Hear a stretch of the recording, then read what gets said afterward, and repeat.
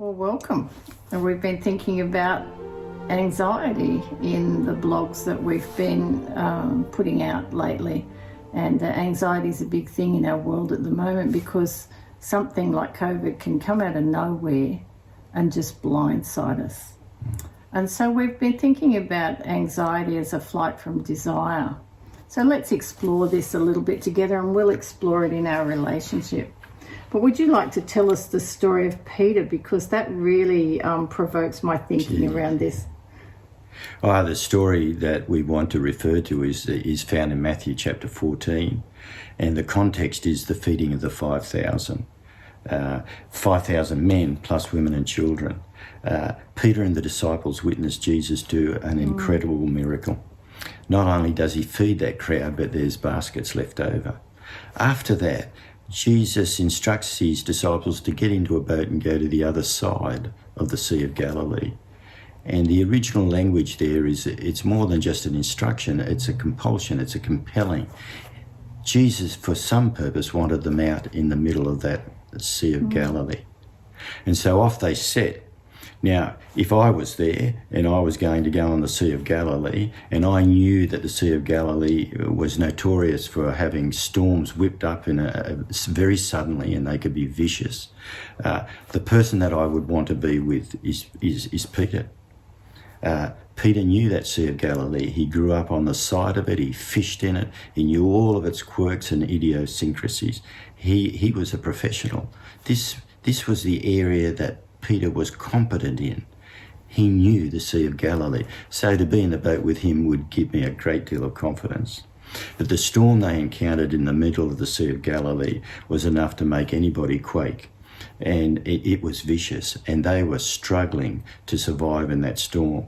You see, Peter's pattern in life up until that point had always been sea, storm, boat.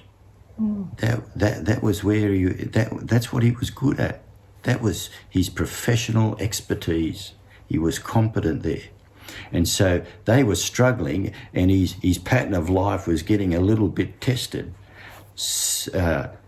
Sea, storm, boat. But it was very rocky. And so in the early hours of the morning, while they're struggling to survive out there on the Sea of Galilee, Jesus walks towards them on the water.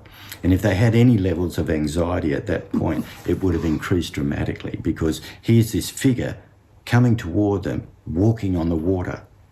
That would have been something they hadn't seen before. And so as Jesus draws closer to the boat, he tells them not to be afraid, that it's him.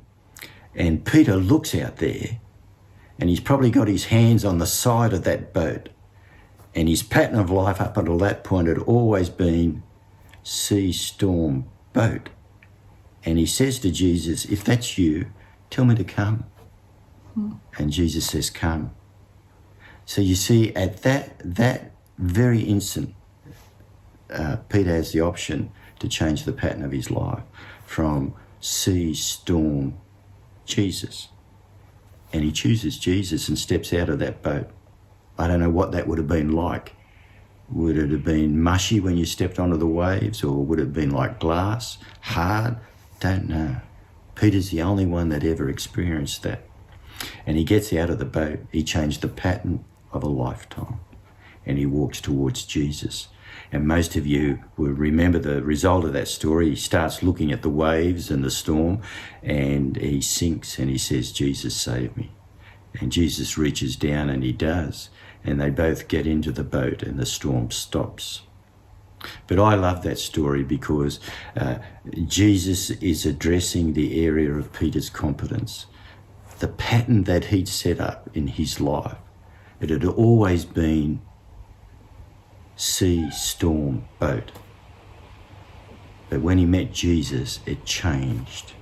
And I believe that was the beginning of a mighty change in Peter's life, a transformational change. A change from sea, storm, boat to sea, storm, Jesus. And that's a challenge to me. I wonder what in my life, if I have a little pattern, and I have had a little pattern in my life that says life struggles or problems, question mark. Where do I go What do I rely on? Is it life, struggle, problem, Jesus? And then we're here talking about anxiety today. And that's been a pattern in my life, which indicates to me very clearly that it hasn't been life, struggle, problem, Jesus, but it's been something else. Yeah, and when I think about anxiety, it is life problem, struggle. What the question mark is anxiety, because if I believe deeply that what I want may never happen, which is kind of the bedrock of anxiety, what I deeply long for may never happen, so I have to control it, and my survival depends on it. So I have to be safe, I have to be vigilant and control what I deeply want. So when you say life, struggle or problem, anxiety, that, when I think of anxiety, it doesn't seem to be something that would be helpful. What do you mean by that? How does anxiety help to resolve those problems and struggles? Well, if I deeply, what I deeply long for may never happen, I have to bring it to myself. I have to control life so I don't face that happening. And yet it is happening. Yeah. And so, and the event you can't control in a sense because it's just washing and smashing all over you. So what do you control? Well, in our relationship, I believe that my control centered on I need you to give me my worth. I need you to validate me. And so I have to control you and your thoughts and opinions and all of you to give me what I need. And I did that to our children, and I deeply regret that. I mean, that's a fascinating revelation, but how in the world did you do that? What did it look like? It looked like control. It looked like I was placing the responsibility on you to give me what I needed for my self-esteem. Because underneath I felt fundamentally flawed, that I couldn't get the love that I needed. So there comes my control. Well, I'll control my relationships and the way that you come to me so I can get what I so desperately need. And when you didn't give it to me, I would give up and just withdraw. And maybe even sink into depression, which is the other end of the spectrum of anxiety. So mine would be control, and then give up because it's not going to happen. I'm just thinking back there, and I guess I probably had a sense of that control, but in some way it played into what I liked in my life because it required something of me. It required me to come through for you. So there was an assignment in a sense. And so if I could meet that assignment, maybe then everything would be okay. Because you see, for me, you know, I would say that I was very anxious, but the way that I controlled the fact that everything was out of control would be to choose certain things that I could keep under control, or I knew that, and yours was kind of more obvious to me. Mine wasn't as obvious until fairly recently, but yours would centre around things like I have to keep myself healthy, so I have to eat these certain foods because who's going to take over the business if I can't do it? Is that right?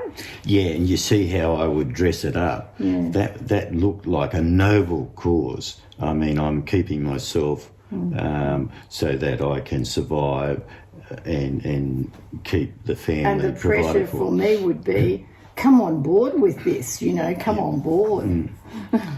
But it really was my attempt to control my will. I mean, if I step back from that, who in the world can control life? If by eating the right food I don't get sick, and when I did get sick, oh my word, I was angry. This shouldn't have happened. Yeah. I've done all the right things. This is not right. And I would really struggle with being, in a sense, flawed by illness. In a sense, you're trying to control God. You shouldn't let me get sick. Yeah, and underlying that area is, if I had a question mark there with life struggle problem, question mark, it certainly wasn't Jesus. I struggle with my idea of, is God good? Because whatever was happening over here that was out of control, I just saw that as his responsibility to make life smooth and without pain. And without struggle. And believe it or not, mine was the same. Make my life not painful. And it was painful because I put the responsibility on everybody else to provide what I needed. And they inevitably let me down, and I'd have the disappointment from that. So I would go into that, if I withdraw, I can't be hurt anymore. So I would move away. And that would then spark up your fear of lack of connection.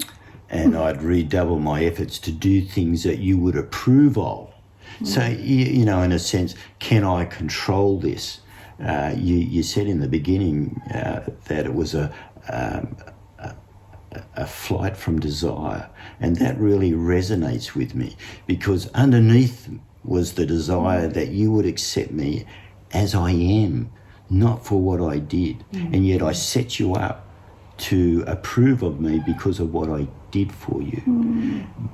But I really didn't have hope that would ever come through for me. So on one side, I'm feeling she'll never accept me for who I am.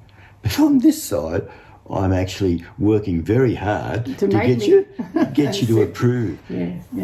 And, the sad reality of that is when I did things like that for you and you, in a sense, rejected them, then the demand came out of me. You must do what I want you to do because I've been good to you. Oh, and so that feel that demand, which then played into my stuff that it's my fault. I'm fundamentally flawed. And then I would kind of pressure you to tell me who I am, tell me I'm okay, tell me I'm not so flawed. That's interesting, isn't it? I mean, we were both wanting from each other.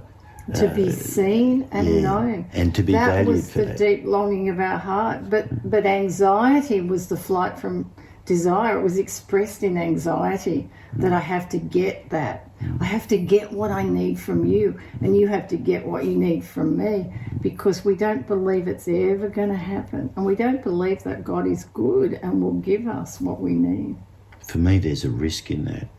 Oh, huge. What's the risk?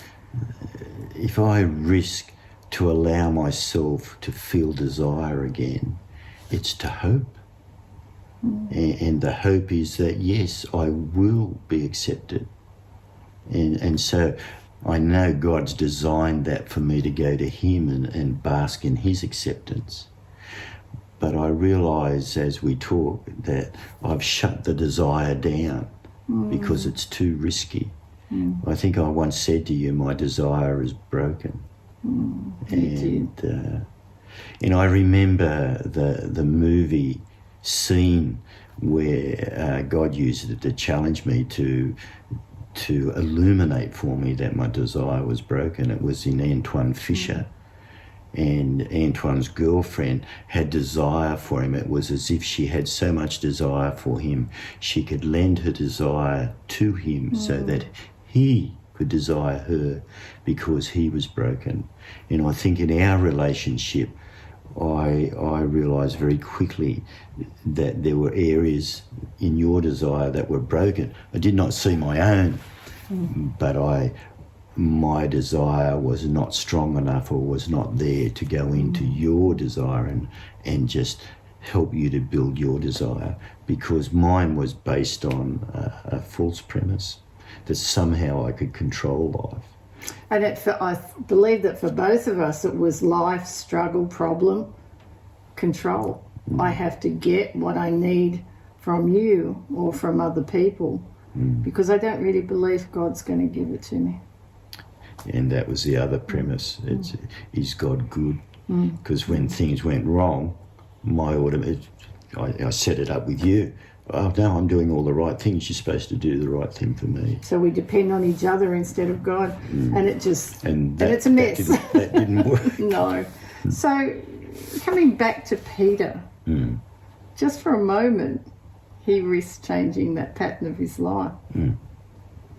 In the next blog that we're going to do, let's talk about what's happened to us in that area, how we've risked giving up that control, giving up that self-protection. And it is a huge risk, and it has been a huge risk for us, because if God doesn't come through, wow, I'm done. I'm done. That's the risk. Yeah. So thank you for sharing that, and I really appreciate that. And we've come a long way, haven't we?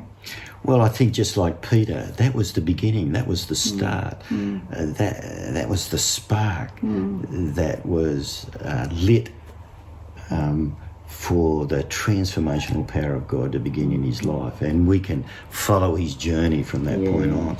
And I know when I saw that in that passage, it was the same spark for me too. Don't always get it right, but I believe that the patterns of my life are slowly changing because of what God's doing for me. And so I guess as we speak to you, the question is for you. Life, struggle, problem, question mark. Thank you.